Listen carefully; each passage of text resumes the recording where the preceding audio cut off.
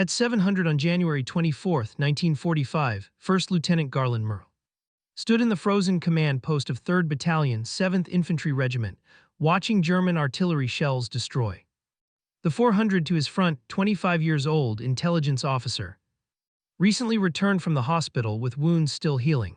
The German 19th Army had massed 600 infantry troops and 6 Mark 6 Tiger tanks for a counterattack designed to break through the American positions near France. Was 56-120, a tobacco farmer from Clinton County, Kentucky. He had never finished high school. The nearest school had been 15 miles from his family's farm. He had enlisted in March 1941. 4 years of war, 10 major campaigns, 4 amphibious assault landings, wounded 7 times. The last wound had sent him to the hospital 3 weeks ago. He had returned to his battalion 2 days earlier. 3rd Battalion held a section of the front line north of the Pocket. The Pocket was the last German-held territory in France, 850 square miles of frozen forest and farm fields west of the river. The Germans had held it since November. Every attempt to eliminate the Pocket had failed. The French First Army had lost thousands of men trying to push the Germans back across the operation had started on New Year's Day. The last major German offensive in the West had ordered Army Group G to break through American lines in Alsace.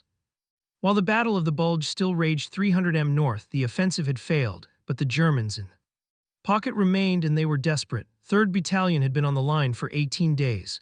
Temperatures averaged 10 below zero, no moonlight, snow covered everything. Soldiers slept in frozen foxholes when they could sleep at all. German patrols probed the American positions every night. The battalion had lost 43 men in 2 weeks, mostly to artillery and sniper fire. Worked in the battalion command post. An intelligence officer gathered information about enemy movements, interrogated prisoners, analyzed patrol reports, marked German positions on maps. It was not a combat role. Intelligence officers stayed behind the front line. They worked with maps and reports. They did not lead attacks, but had not stayed behind the lines during 4 years of war. He had earned 4 silver stars for direct combat action. October 1943 in Italy, January 1944 at Anzio, September 1944 in France, February 1945. Each silver star represented an action where he had risked his life to save other soldiers. He had a reputation in 3rd Battalion. When the situation turned desperate, moved forward. At 7:15, the German artillery barrage intensified. Shells walked across the battalion's forward positions. Trees exploded. Dirt and frozen earth fountained into the air. The barrage lasted 12 minutes, then it stopped. Silence, then the sound of tank engines. A runner burst into the command post. Germans advancing, 6 Tigers infantry. Behind them, hundreds of infantry moving through the woods toward the battalion's left flank.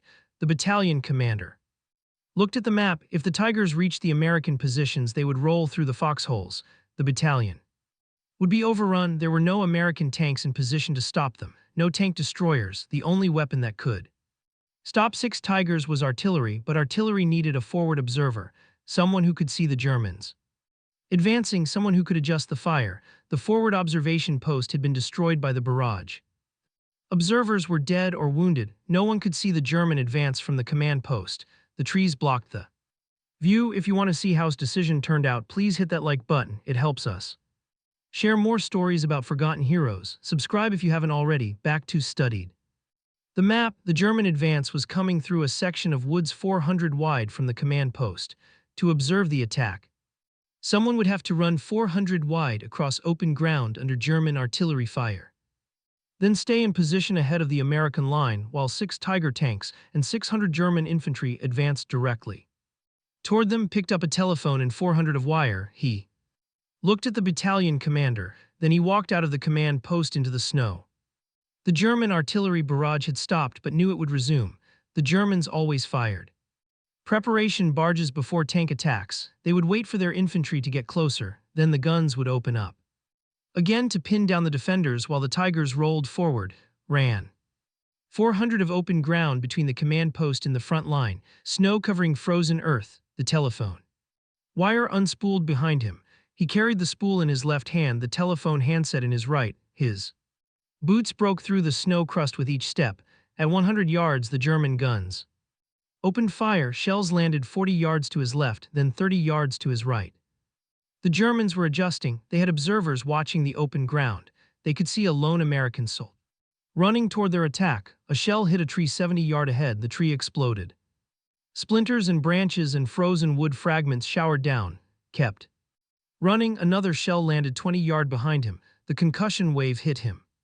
Like a fist, he stumbled but did not fall. The wire kept unspooling. At 250 yards, a shell destroyed a tree directly in his path. The trunk split down the middle. Half the tree crashed down across the snow, vaulted over the trunk without stopping. Shrapnel had torn through the branches. Pieces of hot metal hissed in the snow. Another shell. This one closer, 15 yards to his left, frozen in snow, geysered up. Chunks. Dirt rained down on him. The blast wave hammered his eardrums. He could not hear his own breathing anymore, just a high-pitched ringing. He reached the American front line at 300 yards. Soldiers crouched in foxholes. They stared at him. An intelligence officer running toward the German advance with a telephone. He did not stop to explain. He kept running forward toward the enemy. 30 yards beyond the American foxholes, found what he needed.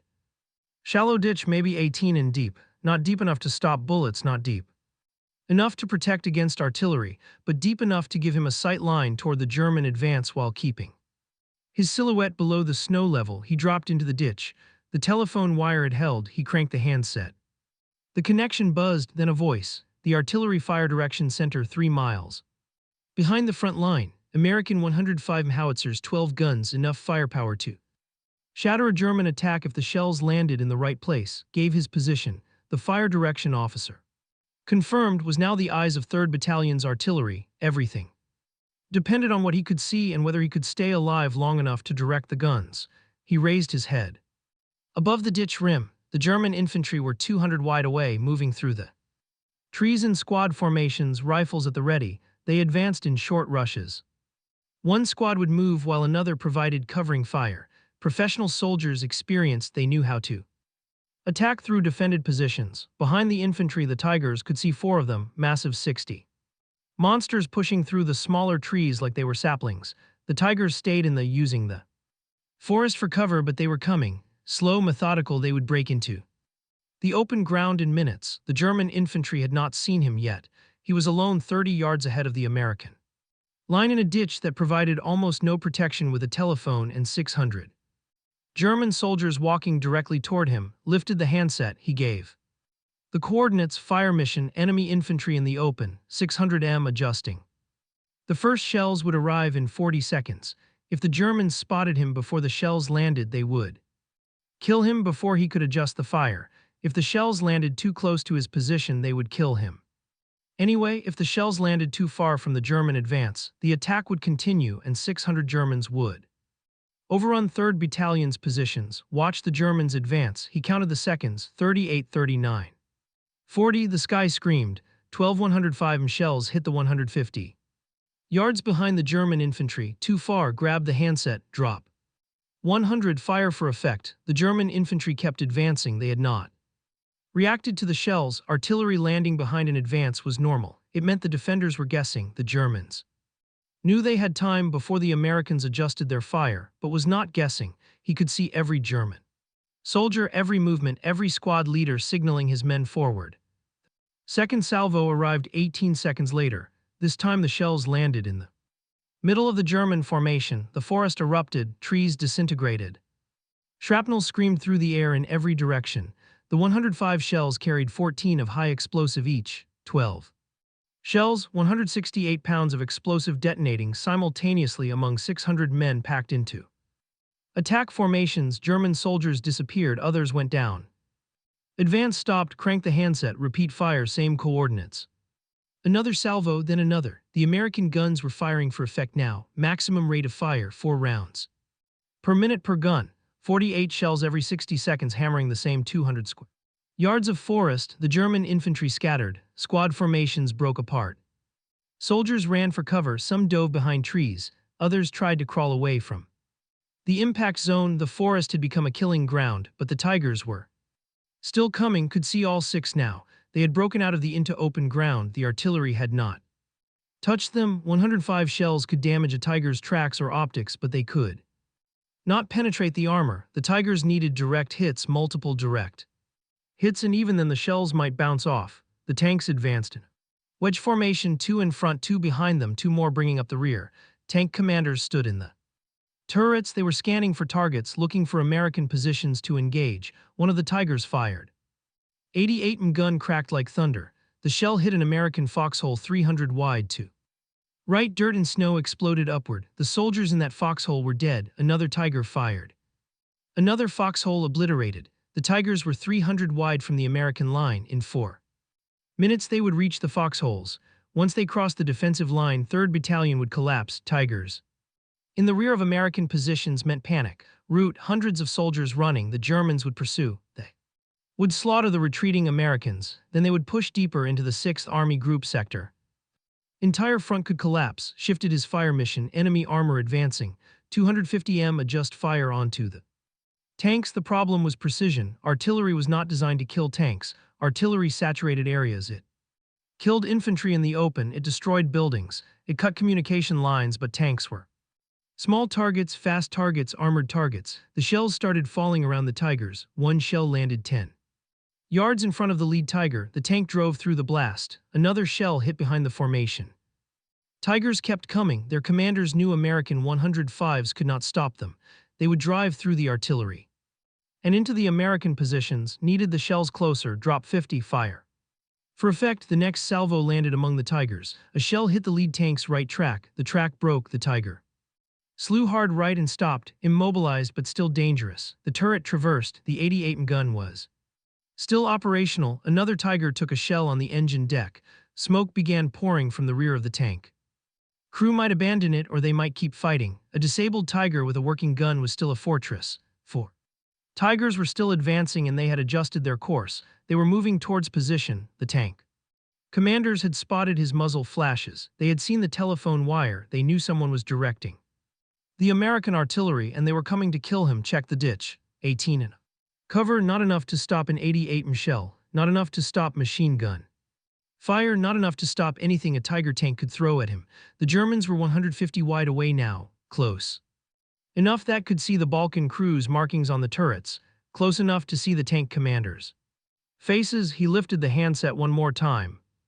Fire on my position. The fire direction officer repeated the coordinates back to him. Confirmed, the officer asked him to confirm again. Calling artillery fire on your own position was not standard procedure. It meant friendly shells would land within yards of the observer. It meant the observer might die. Confirmed a third time. 40 seconds later, the first shells landed 30 yards in front of his ditch. The concussion wave felt like being hit. Truck. The air pressure changed. His lungs compressed. His vision blurred. Frozen dirt and shrapnel screamed overhead. The sound was beyond thunder. It was the sound of the world ending. He stayed in the ditch. He kept the handset pressed to his ear. Drop 20. Repeat. Fire. The next salvo landed 20 yards out, close enough that he could feel the heat from the explosions. Close enough that shrapnel tore through the air 6 above his head. If he stood up, he would be shredded. If the shells landed 10 yards closer, the ditch would not save him. The Tigers had stopped advancing. The tank commanders had buttoned up, closed their hatches. The artillery was landing too close. Even a Tiger crew did not want to be outside their armor when American shells were detonating at point-blank range. But the German infantry was rallying. Could see them forming up again. Company strength formation. Maybe 200 soldiers who had survived the initial barrage. They were using the Tigers for cover, staying behind the massive tanks, moving when the tanks moved, using the armor as mobile fortresses. The attack was continuing. Adjusted fire. He walked the shells back and forth across the German advance. Every time a group of infantry tried to move forward, he dropped shells on them. Every time the Tigers advanced, he called fire directly in front of them. One Tiger took a direct hit on the turret. The shell did not penetrate, but the impact damaged the turret ring. The turret would not traverse anymore. The tank could only fire straight ahead. Effectively useless. Another Tiger lost its second track. 2 broken tracks meant the tank could not move. The crew abandoned it. 5 men scrambled out of the hatches and ran back toward the German lines. American machine gun fire from the foxholes cut 2 of them down. The other 3 disappeared into the tree line. 3 Tigers remained operational and the German infantry was getting closer. Could see individual faces now 100 yards away. German soldiers crawling through the snow using shell craters for cover, moving in small groups. They were trying to flank his position. If they got around him, they could cut the telephone wire. Once the wire was cut, the artillery would stop. The attack would succeed. The temperature was 10 below Zero had been lying in the ditch for 40 minutes. His hands were numb, his feet were numb. Every time a shell landed close, frozen dirt rained down on him. It got in his eyes and his mouth. The handset was slippery with ice, but he kept calling fire. A shell landed 15 wide to his right, then another 15 wide to his left. The Germans had him bracketed. Their artillery observers had pinpointed his position.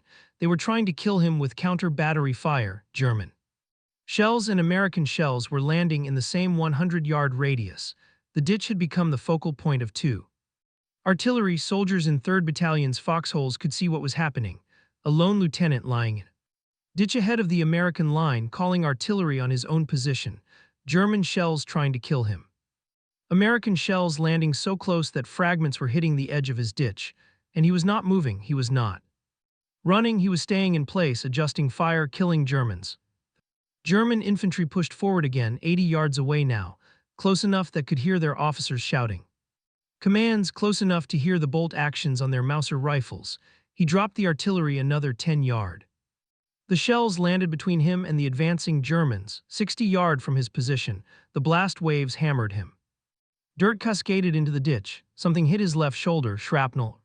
Rock, he could not tell, his shoulder went numb. He switched the handset to his right hand. The German advance stopped again, but they were not retreating. They were finding cover, waiting. They knew the American artillery observer had to be close. They knew if they could locate him, they could kill him, and once he was dead, nothing would stop them. The 3 remaining Tigers began advancing again. They had spread out 50 yards between each tank, making themselves harder targets. They were 200 wide from the American foxholes, now called fire on the leftmost Tiger, then the center Tiger, then the right. He was splitting the artillery between all 3 targets, trying to damage tracks, trying to damage optics, trying to slow them down. One shell hit the center Tiger's front plate. The armor held, but the impact rocked the 60 tank backward. The driver lost control momentarily. The Tiger slewed left. Its track caught on a frozen stump. The track jammed, 2 Tigers still advancing. And the German infantry was inside 50 yards. The German officer leading the infantry advance was 30 yards from his ditch. He could see the officer's face. Young, maybe 22 years old, probably a lieutenant. The officer was signaling his men forward with hand gestures. No shouting now. They were too close. Sound would give away their exact positions. 20 German soldiers were following the officer, crawling through the snow, rifles ready. They were moving skirmish line, trying to overwhelm his position from multiple angles simultaneously. Cranked the handset, he gave new coordinates. Drop 5, fire for effect. The shells landed 25 yards in front of him. The German officer disappeared in the explosion. So did 4 of his soldiers. The others went flat, pressed themselves into the snow, waited for the barrage to pass, but did not let the barrage pass. He kept the shells falling, adjusted left, adjusted right, created a wall of explosions. But himself and the German infantry, the shells were landing so close now that he could feel the heat on his face. Hot metal fragments were hitting the edge of the ditch. Some fragments were landing inside the ditch. One piece of shrapnel embedded itself in the frozen earth 2 in from his right hand. The 2 remaining Tigers had closed to 150 yards from the American foxholes, close enough to use their machine guns effectively. The bow gunners opened fire, sustained bursts from the MG-34 machine guns, 792 rounds per minute. The bullets tore through the tree line, chewed through logs, kicked up snow and dirt around the American positions. Soldiers in the foxholes returned fire, but rifle bullets could not hurt a Tiger. The American machine gunners tried to hit the Tiger's vision ports, hopping to blind the drivers, hopping to force the tanks to button up completely and slow their advance. It was not working. The Tigers kept rolling forward, shifted fire back to the tanks. He called for smoke shells mixed with high explosive. The smoke would obscure the Tiger's vision, make it harder for the tank commanders to spot targets. The high explosive would continue to damage tracks and optics. The artillery battery, smoke shells and H shells began landing around the Tigers.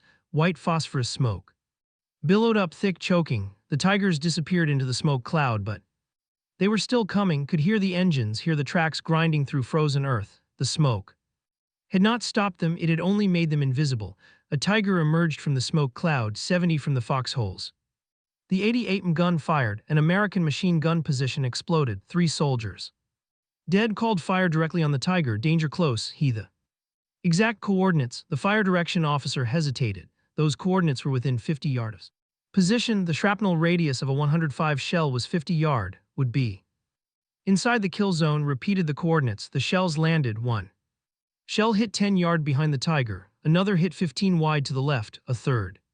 Shell landed directly in front of the tank. The explosion tore into the Tiger's front hull, the driver's vision. Port shattered, the tank swerved hard right, the driver was blind, the Tiger crashed into a crater and stopped. The crew tried to back out, the tracks spun. The tank was stuck, 1 Tiger remained and the German infantry had regrouped. They were advancing again, this time from a different angle, using the smoke for cover, could not see them. He could only hear them, voices in the smoke, boots crunching through snow, the metallic click of rifle bolts. He estimated their position and called fire. The shells landed in the smoke, he could not see the results, he adjusted. Based on sound, when he heard voices to his left, he shifted fire left. When he heard movement to his right, he shifted fire right. The artillery battery was running low on ammunition. The fire direction officer reported they had maybe 15 minutes of sustained fire remaining. After that, they would need to pause to reload. 15 minutes without artillery support. The Germans would use that window to overwhelm the American positions, had been in the ditch. For 1 hour and 20 minutes, his assistant had joined him 40 minutes ago, a private from the battalion intelligence section. The private had low-crawled from the American foxholes with extra telephone wire and a backup handset. The private was lying 5 to his right, watching for German infantry calling out positions. The private spotted movement 15 yards, German soldiers coming through the smoke, called the coordinates. The shells landed 12 yards out, the concussion wave lifted both men off the bottom of the ditch. Dirt and ice and shrapnel filled the air. Something hit the private. Private screamed. Shrapnel had torn through his left leg. Blood poured into the snow, grabbed the private and pulled him deeper into the ditch. The private was still conscious, still alive, but he needed a medic. Needed evacuation. The private refused to leave. He stayed in the ditch, kept watching for Germans. His leg was bleeding, but he could still see, still call positions. The last Tiger was 60 yards from the American line now, and German soldiers were inside 10 yards of his position. Dropped artillery 5 wide in front of his ditch. The shells landed closer than any previous fire mission. Blast lifted him completely off the ground. His body slammed back into the frozen earth. His ears went deaf. Complete silence, then the ringing started, high-pitched, constant, drowning out every other sound. But the German soldiers who had been 10 yards away were gone. He cranked the handset, his hands were shaking. From cold or shock or exhaustion, he could not tell anymore. The fire direction officer's voice came through the handset, faint, distant, like the officer was speaking from another world. Adjusted fire back onto the last Tiger. The tank was 40 yards from the American foxholes now, close enough that its machine guns could suppress every defensive position, close enough that its main gun could destroy foxholes one by one at point-blank range. The Tiger's turret was traversing, looking for targets. The tank commander had his hatch open again. He was standing in the turret, scanning the American line, choosing which position to destroy first, gave the coordinates. Requested high explosive, maximum concentration. Every gun the battery could bring to bear on a single target. 12 shells arrived simultaneously. Tiger disappeared in a storm of explosions. When the smoke cleared, the tank was still there, still intact. Armor had held, but the tank was not moving. The driver's vision blocks were gone, shattered by shrapnel. The tank commander had dropped into the turret and slammed the hatch. The Tiger was blind and immobile. The crew abandoned the vehicle. 5 men scrambled out. They ran toward the American. Rifles fired from the foxholes. 3 German tankers went down, 2 made it to cover. All 6 Tigers were destroyed or abandoned. The German armor assault had failed, but the infantry was still fighting. Companies' worth of German soldiers were scattered across 300 yards of forest and field. They had taken massive casualties, at least 150 dead. Maybe 200, but 400 soldiers remained, and they were veterans. They knew how to fight without tank support. They knew how to use terrain, how to find cover, how to advance under artillery fire. Shifted the barrage back to the infantry positions.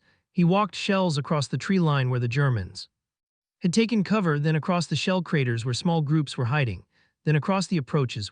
Reinforcements might advance. The fire direction officer reported 10 minutes of ammunition remaining. The battalion commander came on the radio net. He ordered to withdraw, fall back to the American line. The artillery would lay down, covering fire, could make it back to the foxholes, stayed in the ditch. From his position, he could see the entire German formation. could see every attempted rally, every movement, every attempt to reform for another assault. If the Americans would lose their forward observer, the artillery would fire blind, the Germans would exploit the gap, they would mass for one final push, and without accurate artillery fire, that push might succeed. Wounded private was still beside him, still conscious. The private's leg had stopped bleeding, the cold had frozen the private kept his rifle ready, watching the approaches. If German soldiers rushed the ditch, the private would fight. 2 hours had passed since had left the command post. German artillery began falling. Again, the German observers had finally pinpointed exact position. Shells landed 20 yards behind the ditch, then 15 yards, then 10 yards. The Germans were walking their fire toward him methodically, professionally. In another minute, the shells would land directly on the ditch, called counter-battery fire. He gave the coordinates of the German artillery positions. American guns shifted targets, began firing on the German howitzers 3 mi behind the German front line. The German artillery fire slackened, then stopped. The counter-battery fire was working. The German gun crews were taking cover or dying, shifted fire back to the German infantry. The sun had risen higher, full daylight now. The Germans could see how many of them had died, could see the destroyed tigers, could see the cratered forest, could see one American lieutenant lying in a shallow ditch with a telephone, one man calling down thunder. A German squad tried one more time. 8 soldiers, they came from the left, running, trying to close the distance before could adjust fire. They were 70 yards away when they broke cover. They made it 40 yards before the shells arrived. The squad disappeared, the explosions threw bodies into the air. No more German soldiers tried to advance. The fire direction officer reported 5 minutes of ammunition remaining, then the guns would go silent, but the German attack had stalled. The surviving German soldiers were pulling back, moving away from the kill zone, dragging wounded comrades with them, leaving their dead behind. Kept the shells falling, pursued the retreating Germans, made sure they kept running, made sure they did not reform, made sure they understood that trying to attack 3rd Battalion's positions again would mean death. 3 hours after had picked up the telephone and walked out of the command post, the German counterattack was over. Stayed in the ditch another 20 minutes, watching, making sure the Germans were not regrouping, making sure no follow-up attack was coming. The telephone handset was silent, the artillery battery had ceased fire. Guns needed to reload, needed to cool, needed to prepare for the next emergency. The battlefield was quiet. No engine sounds, no rifle fire, no explosions, just wind moving through shattered trees and the sound of wounded men calling for help. German voices, faint, distant, coming from the 300 wide away, finally stood up. His legs barely held him. 2 hours lying in frozen earth. His muscles had locked, his joints refused to bend. He took one step, then another. The wounded private tried to stand, could not, helped him up, supported his weight. They began walking back toward the American line. Soldiers emerged from the foxholes. They stared at the ditch where he had been lying, at the cratered ground between the ditch and the German positions. The earth looked like the surface of the moon. Shell craters overlapping shell craters, destroyed equipment, pieces of tigers scattered across 200 yards, bodies. The battalion commander met at the foxhole line. The commander looked at the battlefield, did not speak, just nodded. Medics took the wounded private to the aid station. The private would survive. The leg wound was clean, no broken bones. He would be back with the battalion in 6 weeks. Walked to the command post. His shoulder was still numb. Something had hit him. He could not remember when. During the 3rd hour, maybe the 4th. A medic examined the shoulder. Shrapnel, small piece embedded just below the skin. The medic removed it, bandaged the wound. Told he was lucky. The intelligence section went forward after the German retreat. They counted bodies, counted destroyed equipment, made notes for the report. 53 German soldiers confirmed dead, another 78 wounded left behind when the Germans, the actual German casualties, were higher. The Germans had dragged many of their dead and wounded back to their own lines during the retreat. Estimates put total German losses at over 150 killed and wounded, all 6 Tiger tanks destroyed or abandoned, 4 immobilized by artillery damage, 2 abandoned after catastrophic track failures. American recovery teams would salvage the Tigers later, strip them for intelligence, examine the armor. The fire control systems. 3rd Battalion had lost 11 soldiers killed, 23 wounded. Most of the casualties had occurred before reached the ditch. During the initial German artillery barrage, the Tigers had killed 3 more Americans before their destruction. After began directing artillery, American casualties had stopped. The battalion remained on the line for another 8 days. The Germans did not attack again. They had lost too many men, too many tanks. The pocket offensive was over. The 19th Army would spend the next 2 weeks trying to hold their positions while the French First Army prepared for the final push. On February 10, 1945, Lieutenant General Alexander Patch presented with the Distinguished Service Cross. Patch was the commander of 7th Army. He had come to 3rd Battalion specifically to present the award. The citation read, "Extraordinary heroism during the German counterattack on January 24th. It detailed advance under fire, his 3 hours directing artillery from an exposed position, his decision to call fire on his own position when the Germans closed to within yards. The battalion commander had recommended for the Medal of Honor. The paperwork had gone up through division, through corps, through army, but the award timeline was too slow. Was being sent home. He had been in combat for 28 consecutive months. He had been wounded 7 times. The army was rotating him back to the United States. On March 15th, left France. He sailed from Le Havre on a transport ship, arrived in New York 3 weeks later. He was honorably discharged on June 22, 1945. The war in Europe ended May 8th, was already home, already trying to forget. Albany, Kentucky held a parade for him in May. The town honored their returning soldier. York spoke at the ceremony. York was the most famous Medal of Honor recipient from World War I. He had come from Palm Mall, Tennessee, 50 mi from Albany. York understood what had done. Understood the weight of it. Met a woman at the parade, Pauline Wells. She was 20 years old. She had heard the stories about service, had heard the medal citations read aloud during the ceremony. She could not believe the stories, could not believe that the quiet 56 farmer standing in front of her had done what the officers described, did not talk about the war. When people asked, he said he had left those memories across the Atlantic Ocean. He would not bring them home. He married Pauline on July 9, 1945. They lived on Indian Creek, several miles north of Albany, a farm with no electricity, no running water.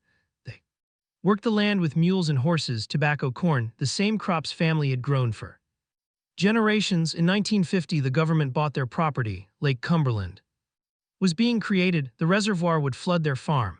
They moved to the Roland community in southeastern Clinton County. Started again, new land, new crops, same life. Became president of the Clinton County Farm Bureau, held the position for 17 years. He helped other farmers, advised them on crop rotation, on soil conservation, on dealing with the agricultural bureaucracy.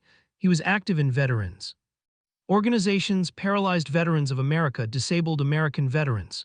He traveled to nearby counties helping veterans file claims for benefits. He never talked about January 24, 1945. Pauline asked him once early in their marriage what had happened in France. What had he done to earn all those medals? Looked at her, said he had done what needed to be done. That was all there was to it. He would not elaborate. The medals stayed in a cardboard box inside a duffel bag in the back of the living room closet. Pauline knew they were there. She had seen them once.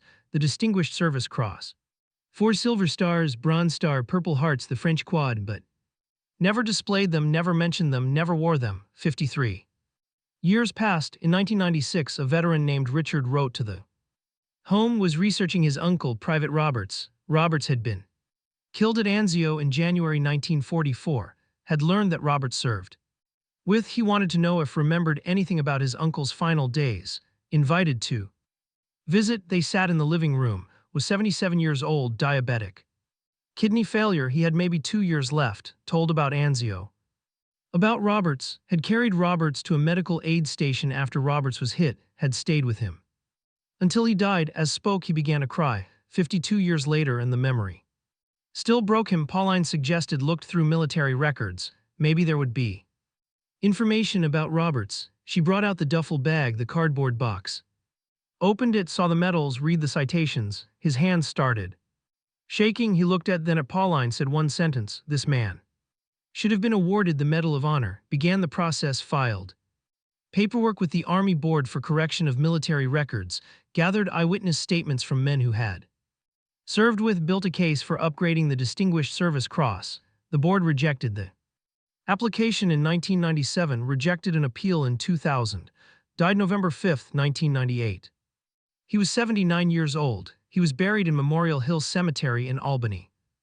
Distinguished Service Cross went with him, but Pauline did not stop. She collected more eyewitness accounts, found 3 soldiers who had been in the foxholes on January 24th who had watched in that ditch for 3 hours, who had seen what he did. She resubmitted the case in 2008. Nothing happened. Historians supported the upgrade. Authors, lawmakers, Stephen wrote about in 2000, called his actions far above the call of duty. The island Senate passed a resolution in 2005 calling for the Medal of Honor. 7 retired generals endorsed the application. Still nothing. In 2014, Pauline sued the Army in federal court. A judge ruled she had waited too long. She appealed to the Sixth Circuit Court. The case went to mediation. During the proceedings, the government attorney broke down crying. Her father had served in 3rd Battalion, had been wounded January 25th, one day after action she said might have saved her father's life.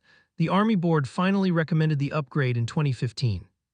Congress passed legislation waiving the time limit. On March 29, 2018, the White House announced the award. On June 26, President Trump presented the Medal of Honor to Pauline in the East Room. She was 89 years old. It had been 22 years since opened that cardboard box, 20 years since died. The citation was read aloud first. Lieutenant Garlin Murl distinguished himself by acts of gallantry and intrepidity, volunteered to run 400 through enemy fire, directed artillery for 3 hours from an exposed position called fire on his own position, killed 50 Germans, stopped 6 Tiger tanks, saved his battalion. Pauline held the medal her husband had never sought, had never mentioned, had left in a box for 50 years because he thought talking about it would be bragging. The second most decorated soldier of World War II after Murphy, and almost no one knew his name. If this story moved you the way it moved us, do me a favor, hit that like button. Every single like tells YouTube to show this story to more people. Hit subscribe and turn on notifications. We're rescuing forgotten stories from dusty archives every single day. Stories about soldiers who save battalions with telephone wire and courage. Real people, real heroism. Drop a comment right now and tell us where you're watching from. Are you watching from the United States, United Kingdom, Canada, Australia? Our community stretches across the entire world. You're not just a viewer, you're part of keeping these memories alive. Tell us your location. Tell us if someone in your family served. Just let us know you're here. Thank you for watching, and thank you for making sure Garlin Murl doesn't disappear into silence. These men deserve to be remembered, and you're helping make that